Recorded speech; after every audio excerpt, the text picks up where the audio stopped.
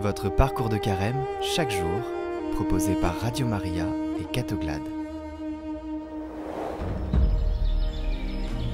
Bonjour à tous, aujourd'hui nous nous retrouvons pour méditer avec la communauté de Chabeuil sur le Vendredi Saint, cette journée si particulière où le Christ a tant souffert, il a vécu sa passion, il a aussi parlé et il a dit « j'ai soif ». Et c'est sur cette phrase que nous allons méditer aujourd'hui. Bonjour à vous tous qui allez partager avec moi cette émission. En ce jour, nous célébrons la mort de Jésus sur la croix. Aussi, je vous propose de laisser résonner dans notre cœur cette parole qu'il a prononcée sur la croix, « J'ai soif ». Sur l'invitation de saint Ignace, dans sa méthode de contempler les scènes de l'Évangile, je vous invite à vous représenter par l'imagination le calvaire, où Jésus est pendu sur la croix, et à vous y rendre présent.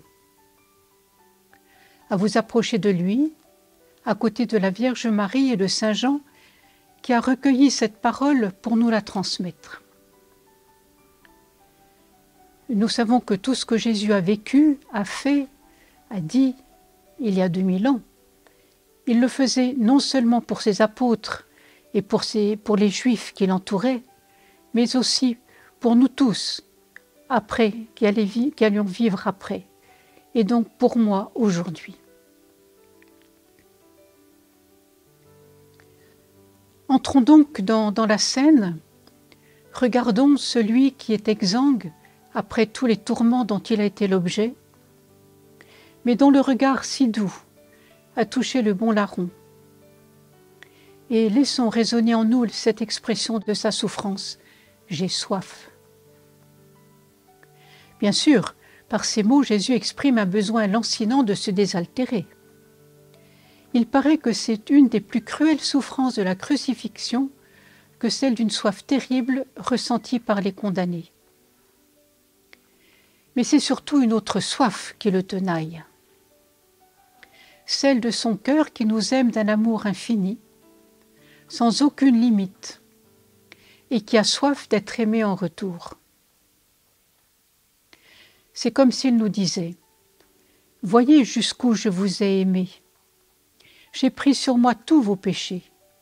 Je les ai expiés à votre place, pour que vous puissiez retrouver votre dignité d'enfant de Dieu, et que vous puissiez partager avec moi la gloire de votre Père du ciel éternellement.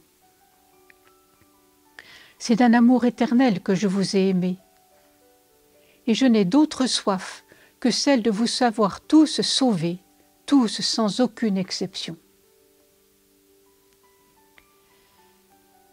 Cette soif de Jésus fait pendant à une autre parole que le premier homme a entendue, peu après avoir mangé du fruit défendu.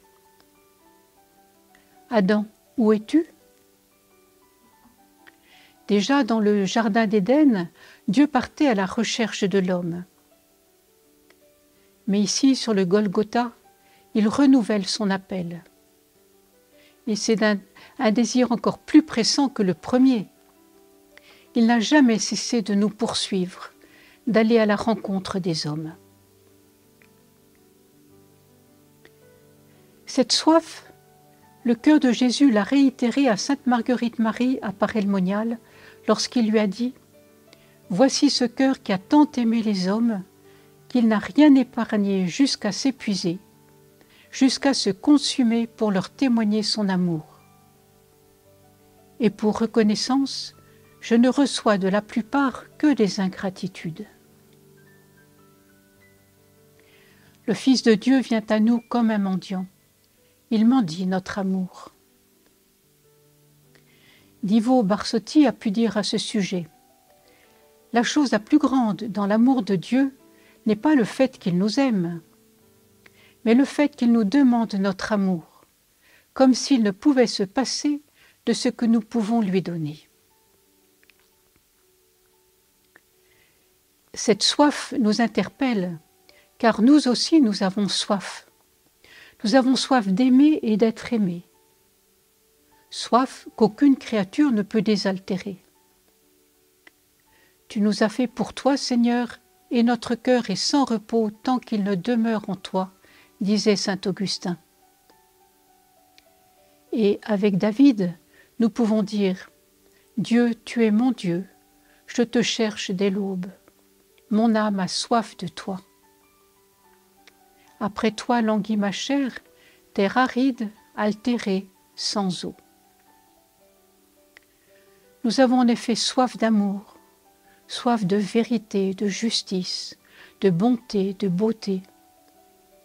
Nous avons soif de cette eau vive que Jésus proposait à la Samaritaine.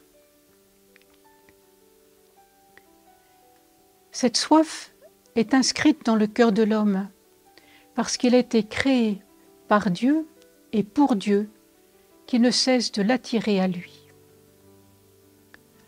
En lui seul, l'homme trouvera la vérité et le bonheur qu'il cherche sans arrêt. C'est là le sens de sa vie.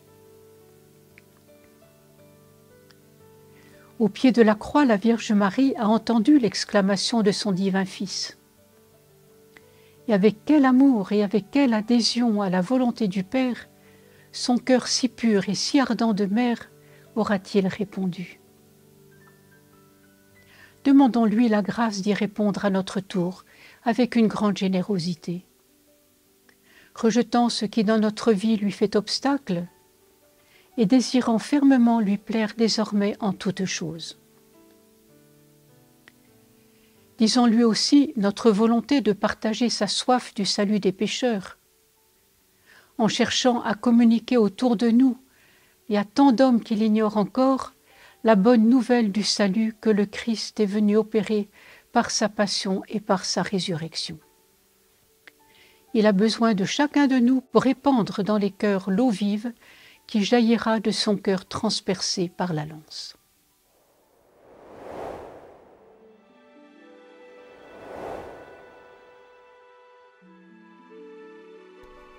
Et demain, nous nous retrouvons pour le samedi saint, une journée sans messe, où le Seigneur descend dans les enfers et remonte, où on attend la victoire dans le silence, dans la tristesse aussi, mais dans l'espérance.